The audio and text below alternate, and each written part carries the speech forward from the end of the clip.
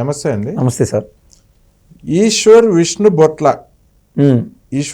బొట్ల ఈడొక పనికి మాలిన batch. Okay, ఇదేంటే తెలంగాణలో కూర్చొని ఆంధ్ర మీద విషం కక్కే బ్యాచ్ ఉన్నారు కదా, అందులో వీడొకడు. జగన్మోహన్ రెడ్డి వేసేది తింటా ఉంటారు. వేసేదంటే మీరు ఏదో అనుకోవద్దు, వేసేది తింటాడంటే మెతుకులు అనమాట. చేత్తో మెతుకులు ఇసురుతా ఉంటే తింటా ఉంటాడు. అలా జగన్మోహన్ రెడ్డి వేసేది తింటాడు వీడు. జగన్మోహన్ రెడ్డి ప్రతిరోజు ఏమేస్తాడా తిందామని చెప్పి కూర్చుంటాడు వీడు ప్రతిరోజు. సో వీడు ఎలాంటి విషయం కక్కుతున్నాడంటే 1,19,000 కోట్ల అప్పులు 7 నెలల్లో కూటమి ప్రభుత్వం చేసిందని చెప్పి ఒక పోస్ట్ పెట్టాడు. ఆ పోస్ట్కి ఏం ట్యాగ్ చేశాడు? సాక్షి పేపర్లో భారతిరెడ్డి రాసిన తప్పుడు రాతల్ని, ఫేక్ రాతల్ని ట్యాగ్ చేసి పోస్ట్ పెట్టాడు. అంటే సాక్షి పేపర్ని ఏపీలో ప్రజలు ఎవరు నమ్మరు. ఆ సంగతి మన ఏపీ ప్రజలు ఎన్నిసార్లు విన్నాం కదా సార్. అది తక్కువ రేటుకి వస్తుంది మిగిలిన పేపర్తో పోలిస్తే. ఎందుకంటే వాళ్ళది గవర్నమెంట్ ఉంది, ఆ వెసులుబాట్లు అన్నీ ఉంటాయి. వాళ్ళ మ్యాటర్ ఏంటంటే సర్క్యులేషన్ పెంచాలా, అందుకు తక్కువ రేటుకి ఇస్తారు.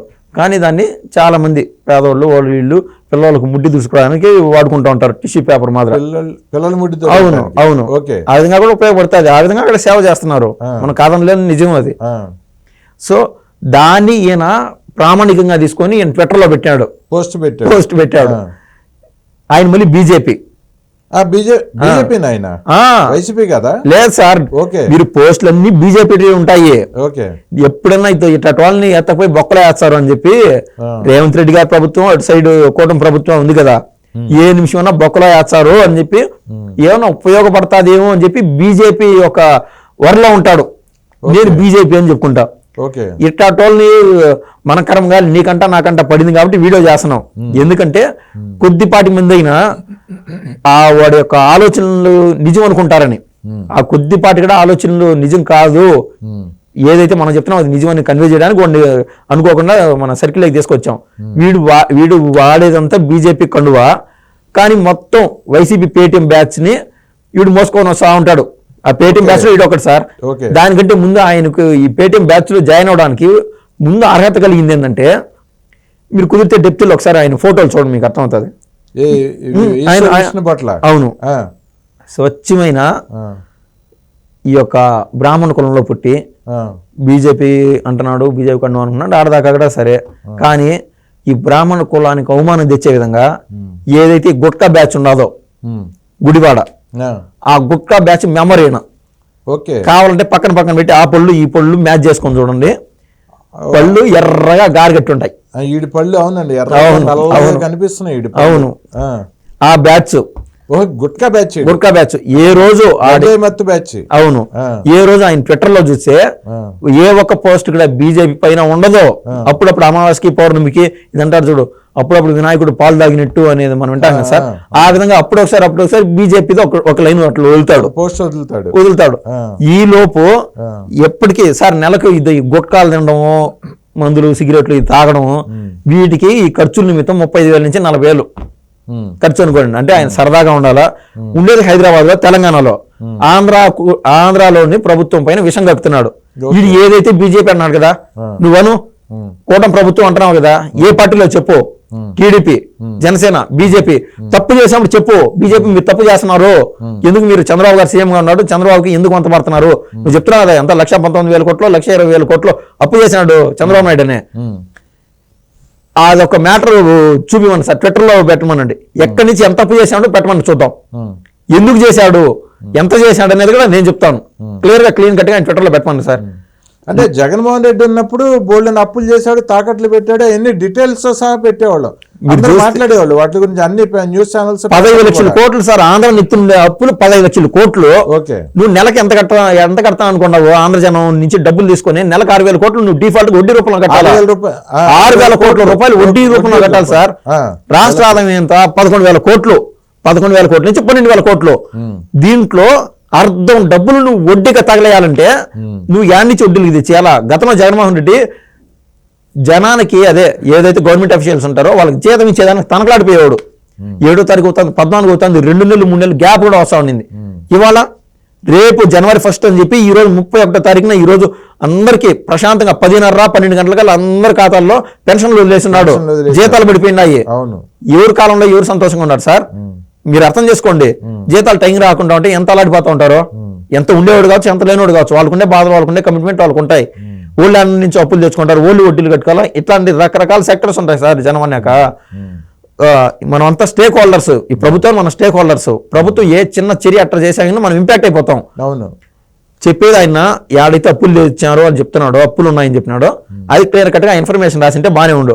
ఒకటి తెచ్చి ఆ రంగల రావటం సాక్షి ఎత్తుకొచ్చి ఆడ వేసినాడు, చాలా మిస్టేక్ అది. ఇంకోటి ఇంకా దిక్కుమాలిన పోస్ట్ ఇంకొకటి ఏం పెట్టాడంటే, దేశంలోనే మొత్తం ఇండియా మొత్తం ట్రెండ్ అయింది. దేశంలోనే అత్యధిక వ్యక్తిగత ఆస్తులు కలిగిన సీఎం చంద్రబాబు గారు 931 కోట్ల ఆస్తులు ఉన్నాయంట ఆయనకి. అవును.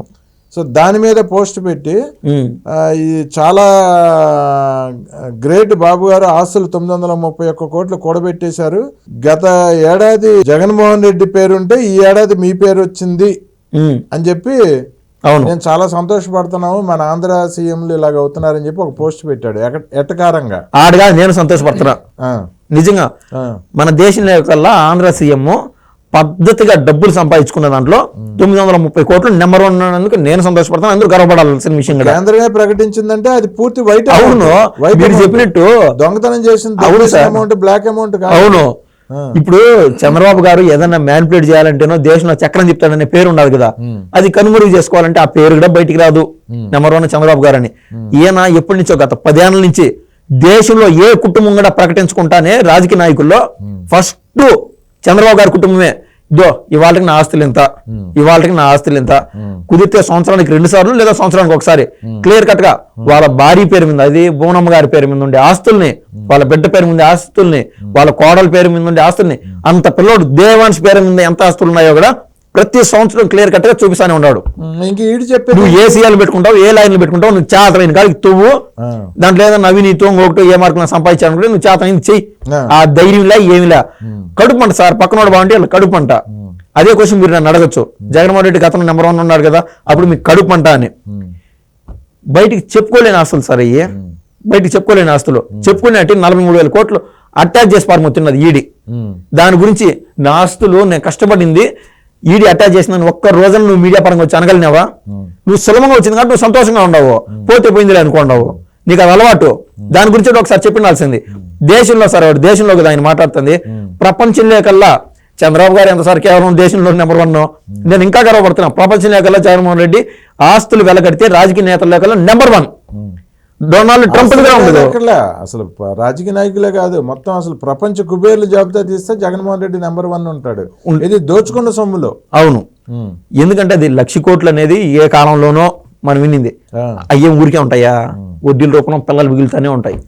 ఆ రోజు నుంచి మనకు నానుడు అయిపోయింది 1,00,000 కోట్లు అనేది. ఎంత సార్, ఒక 10 లక్షలు ఉంటే వడ్డీ ఎంత అవసరం ఉన్నది? 1,00,000 కోట్లు ఎంత సంపాదించుంటాడు? ఏ ఒక్క బిజినెస్ మ్యాన్ జగన్మోహన్ రెడ్డితో పోటీ పడలేడు. ఈయన అది కూడా బయటికి చెప్పుకోలేడు, అదొక బాధాకరం. మళ్ళీ సంపాదించిన దాన్ని కూడా బయటికి చెప్పుకోలేడు సార్. కష్టపడినాడు కాబట్టి బయటికి చెప్పుకున్నాడు. Happy, we are happy for it. ఇప్పుడు చంద్రబాబు నాయుడు 931 crores. అది జగన్మోహన్ రెడ్డి 1,00,000 కోట్ల దోపిడీ చేసిన గురించి వీడు మాట్లాడలేడు. ఎందుకు మాట్లాడు అంటారు సార్? గతం నుంచి చూస్తున్నాం, ఇప్పుడు కాదు. ఈ బీజేపీ వాళ్ళు మెయిన్ నాయకులు వీళ్ళు తెలంగాణలో ఎవరు చూసినట్లేరు, లేదంటే ఎగిరి తనింటారు. ఆగిరికి అతను అదే పార్టీ నుంచి సస్పెన్షన్ ఎట్లాంటి అవసరం లేదు సార్. ఒకటి పట్టించుకుంటే కదా, కేవలం ఇక్కడ బీజేపీ అనే ఒక వర పెట్టుకొని ఈ యొక్క టీడీపీ వాళ్ళు ఎవరు సార్? ఈ మాదిరి డబ్బులు ఎవరు? టీడీపీ వాళ్ళు ఎవరు? ఎందుకు ఇచ్చారో పోషించరు, అసలు పోషించరు. నీకు చేతనం కాదు, నువ్వు బతుకు, నీకు ఏమన్నా పార్టీ పైన అభిమానం ఉంటే నువ్వు మాట్లాడు, లేదా అది నీ ఇష్టం, నీ వ్యక్తిగతం. ముందు నీ కుటుంబాన్ని బాగా చూసుకోరా నాయన అనేది టీడీపీ లైన్. అవును. జగన్మోహన్ రెడ్డి అదే పనిగా 700 మంది సైకోలను ఆల్రెడీ జైలు పోయినారో, వాళ్ళ పైన 41 నోటీసులు వచ్చినాయో, ఇది సపరేట్ సబ్జెక్టు. ఇట్లాంటి వాళ్ళు వేరే పార్టీలో ఉంటారు కదా, సిపిఐ, సిపిఎం, ఎవరు దొరికితే ఒకటి రాండ్రా, నాకు ఆ డబ్బులు ఉన్నాయి, మీ పార్టీకి మీరు పార్టీని పోయింది. ఇది జగన్మోహన్ రెడ్డి గారి లైన్. కూటమి ప్రభుత్వం. అవును. ఇప్పుడు తెలంగాణలో ఉన్నాడు రేవంత్ రెడ్డి గారి నుంచి ఇతనికి ఏమీ ఇబ్బందిలే, ఆ ప్రభుత్వం నుంచి. నువ్వు టీడీపీ ఏమైనా అనొచ్చు, టీడీపీ వాళ్ళు ఈయన పట్టించుకునే అంత టైమింగ్ లో వాళ్ళు లేరు, అంత టైం లేదు. బయట పార్టీ వాడు లేదు, వీడి మీద ఎత్తే ఆలోచన ఉందంట, ఆల్రెడీ కేసులు బుక్ అయినాయి అంట వీడి మీద. అందరికీ ఇప్పుడు అర్థం కాలే సార్, బొమ్మ జరుగుతూ ఉంటది ఆ చాప్ కింద నీరు మాదిర. సాక్షాత్ జగన్మోహన్ రెడ్డి గారిని నిన్న అన్నారు సార్ మీడియా చిట్చాట్లో చంద్రబాబు గారితో, అంటే నేను ఎప్పుడైతే ప్రభుత్వంలోకి వచ్చానో 15 నుంచి 20 రోజులు 30 రోజులు టైము జగన్మోహన్ రెడ్డి ఈ టైం బొక్కలో కూర్చునేవాడు, నేను వ్యక్తిగతంగా కసిపూరితంగా చేయదలుచుకోవాలా, చట్టం దాని పని అది చేసుకుంటా పోవాలా. సార్ నీకు నాకు ఆగ్రహావేశాలు ఉండొచ్చు, ఎవరికైనా ఉండొచ్చు. జగన్మోహన్ రెడ్డి ఆ రోజు అవినీతి చేశాడు కదా, చేయొచ్చు కదా అని పద్ధతి ప్రకారం చట్టం దాని ప్రకారం అది ఏదైతే ఆయన అవినీతి చేసినాడో ఆ డాక్యుమెంట్స్ అన్ని కలెక్ట్ చేస్తా ఉన్నారు. ఒక్కసారి ఇరుక్కుంటే మళ్ళీ బయటికి రాకుండా క్లియర్ కట్గా, అందుకు టైం పడుతుంది. ప్లస్ ఆయన కాన్సన్ట్రేట్ చేసే అంత మైండ్ సెట్ లో బాబు గారు లేరు.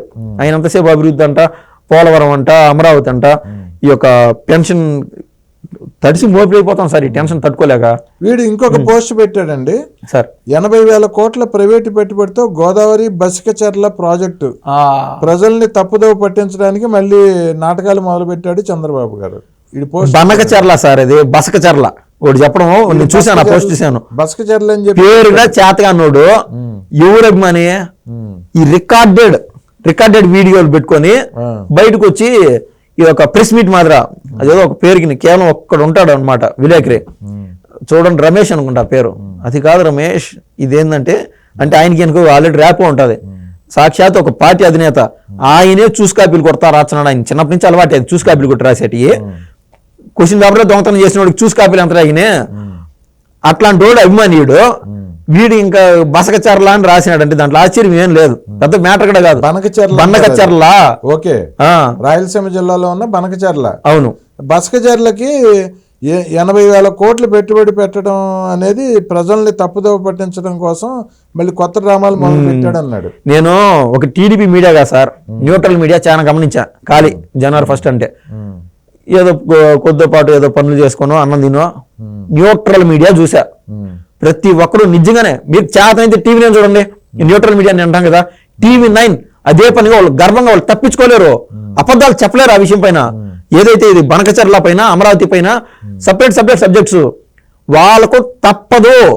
దాంట్లో నిజాయితీ ఉంది కాబట్టి సపరేట్ 20 నిమిషాలు 15 నిమిషాలు ప్రోగ్రామ్ చేస్తున్నారు టీవీ9 వాళ్ళు. నువ్వు న్యూట్రల్ మీడియా అనేది చిన్న యూట్యూబర్స్ ఉంటారు సార్, న్యూట్రల్ మీడియా వాళ్ళు తప్పించుకోలేరు. అబద్ధం ఎంత రుద్దుదాం అనుకున్నాయని దానిపై పోలేదు, అది నిజం కాబట్టి టీవీ9 వాళ్ళు కూడా ఎగిలినారు. వీరు అటువంటి జుజుబిగాళ్ళు మాట్లాడితే ఈయనే పరిస్థితిలో ఎవరు లేరు. ఇలాంటి అదోలు ఒకప్పుడు పట్టిసీమ గురించి కూడా ఇలాగే మాట్లాడారు ఆ బాబు గారు. అది గుర్తొచ్చింది సార్, అక్షరాల సార్ ఆ పట్టిసీమ గురించి సేమ్ ఈ ఆ పార్టీ నేతలు అయినే పట్టిసీమ ఏంది టెంపరీ అంటా ఉన్నాడు.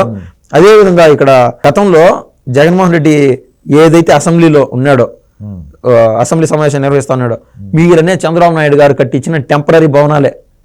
తీవ్రమైన యుగో, ఆ రేంజ్ యుగో కదా జగన్మోహన్ రెడ్డి గారికి. అది బాబు గారు కట్టించిన దాంట్లో అసెంబ్లీ సమావేశాలు నిర్వహించడము, మిగిలిన వ్యవహారాలు నడుపుకోవడము, ఆ లైన్లో పోవాల్సి వచ్చింది. నీకు యుగోతో నువ్వు దాన్ని పగలగొట్టే సీన్ కూడా నీకు లేకుండా పోయింది. అది బాబు గారి విజన్.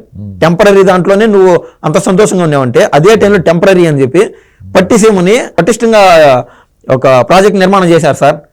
15,000 కోట్ల ఆదాయం వస్తుంది వాళ్ళ గవర్నమెంట్కి. ఆయన బాబు గారి కర్మ ఏందోగిని ఆ పట్టిసీమ ఇదంతా రెడీ చేసినాడు, సంవత్సరంన్నర ఉన్నాడు, ప్రభుత్వం నుంచి దిగిపోయినాడు.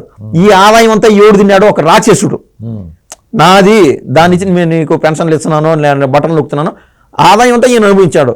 గతంలో బాబు గారు సీఎంగా ఉన్నప్పుడు ఇదే మాదిర ఈ యొక్క జగన్మోహన్ రెడ్డి వాళ్ళ నాయన బాబు గారు పటిష్టంగా ఏది అందరూ సార్ ఆకలి అంటే 400 రూపాయలు ఇవ్వాల్సింది. రాజశేఖర రెడ్డి కానీ జగన్ గారు కానీ చేసే పని ఏంటంటే బాబు గారికి ఉన్న తేడా ఒక విషయం చెప్తున్నాను, ఒక 50 రూపాయలు ఎక్స్ట్రా వేసేస్తారు, 450.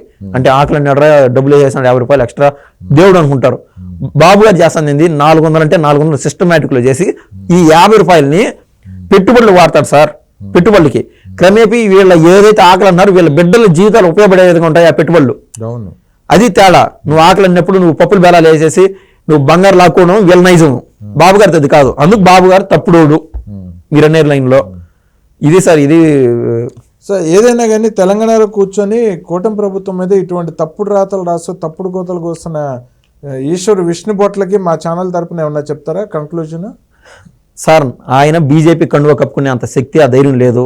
ఆయన కన్నా కప్పుకుంటే ధర్మపురి అరవింద్ గారు సార్ స్వయం ఎంపీ ఇట్లా జుజుబీ లాంటి వాళ్ళు 1,00,000 మంది గెలిపినాయని ధర్మపురి అరవింద్ కలవలేరు. ఆ రేంజ్కి పర్సన్ ఆయన పర్సనాలిటీ ఉన్నట్టు చెప్తాడు. స్వయం కల్వకుంట్ల చంద్రశేఖరరావు సీఎం మాజీ సీఎం కూతురునే ఓడిచ్చి అంత ధైర్యంగా ఇది చిన్న కుక్కపల్ల మాదిరి చూస్తాడు మిగిలిన వాళ్ళని. అటువంటి స్టేచర్ ఉండే ధర్మపురి అరవింద్ గారు ఏ రోజైనా ఎత్తండి హైదరాబాద్ డెవలప్మెంట్ లో బాబు గారిది కీలక పాత్ర.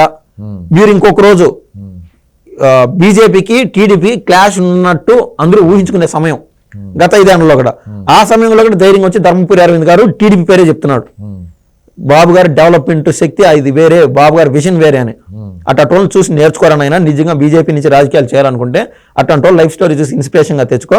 నువ్వు ఇట్లాంటి జుజుబీ మాటలు మాట్లాడుతూ ఉంటే అందరి కారణం ఏంటంటే నిన్ను పట్టించుకునే పరిస్థితిలో పైన బీజేపీ వాళ్ళు లేరు. నువ్వు ఈ ఒక సోషల్ మీడియాలో ఉండేవాళ్ళు సైకోలు ఆడికి వెళ్ళిపోయినారు. నీ కథ అంటూ దగ్గరలో ఉండాలి. ఇట్లాంటి చెత్త మాటలు మాట్లాడద్దు ఆయన ముందే చెప్తున్నా సార్, అలర్ట్ చేస్తున్నా. అది నాదేం తప్పేం కాదు, అలర్ట్ చేస్తున్నా. దీని మీద చిత్తూరు జిల్లాలో కేసు ఆల్రెడీ బుక్ అయిందంట. అవునా? మంచిదే కదా సార్. సలహా ఇద్దాం అనుకున్నా, మారినట్లేడు, ఆయన తెలియకుండా ఉండదు. 3-4 నెలలు ఆయన టోకన్ కూడా డిస్ప్లే అయిపోతుంది. ఓకే, అది సార్. ఓకే అండి, మంచి విషయాలు చర్చించామండి. థ్యాంక్ యూ అండి. ధన్యవాదాలండి.